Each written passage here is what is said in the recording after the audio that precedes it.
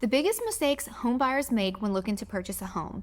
Buyers face challenges in any market, and today's market is no different. With higher mortgage rates, insurance, and the lack of inventory, there is a lot to consider. But there's one way to avoid getting tripped up in this difficult home buyer market, and that is leaning into your agent for the best possible advice. One mistake is putting off pre-approvals. You do not want to put off pre-approval. As part of the home buying process, talking to a lender and letting them go over your financials and let you know what you can qualify for is going to be the first step in the process. Although we all want to dive into home shopping because, of course, that's the fun part, doing this out of order could actually hurt you. So before you go start looking at homes, you want to reach out to a lender and find out what you're pre-approved for.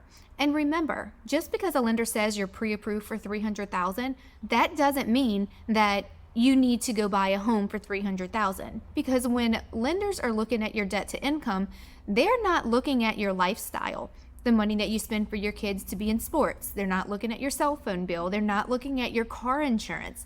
They're strictly looking at your lines of credit that's actually showing up on your credit report. So although it may look like you can afford $300,000, if you know that you live a lifestyle that you need extra spending money, you may not want to max out your budget. So talking to a lender and letting them tell you what your monthly payment is going to be one of the smartest things that you can do, because although you can qualify for $300,000, you may not be comfortable with that payment. You may want to bring down your search to maybe $250,000 to give you a few $100s extra a month for spending. Also, another mistake many homeowners make is they wait around for the perfect home. Remember, very rarely will they have a perfect home for you that checks off all of your boxes. It is ideal that you have a checklist of all the wants that you want in a home. But if we go looking for all of the check boxes, we may not find anything. And if you're not open to making sacrifices or maybe some adjustments,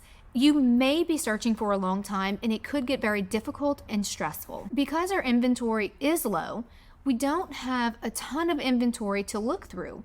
And remember, you may be one of 10 people looking at 5 homes that are really something that you're looking for. So when searching for a home, you want to be realistic and know what your must-haves are and what your wants are, and be able to know the difference between the two, because a want is something that you can really live without. Although if we cross out every house that doesn't have your wants, we may be searching for a long time. And to piggyback on getting pre-approved, you also want to make sure that you're not buying more house than what you can afford. Remember, just because you're pre-approved doesn't mean you need to overextend your budget. You know your budget more than your lender. So make sure, although your lender tells you what you're pre-approved for, you look over your monthly finances and make sure that you can comfortably afford that monthly payment. And one of the biggest mistakes that buyers do not think that makes a difference in their home buying process is not working with a local lender. Working with a local lender is an expert of that area. Everybody has someone that they're related to or knows somebody that's a realtor somewhere, but taking a realtor from a city an hour and a half away to come help you buy a home in a town that they know nothing about is not doing you any justice. They don't know the market. They can pull the comps, but one neighborhood could be much different than the very next, and that agent won't know that. The right lender will reduce your stress and will help the process go smoother. And as always, I'm Brandy Nichols. If you're looking to buy or sell, reach out to me. I'm never too busy to help.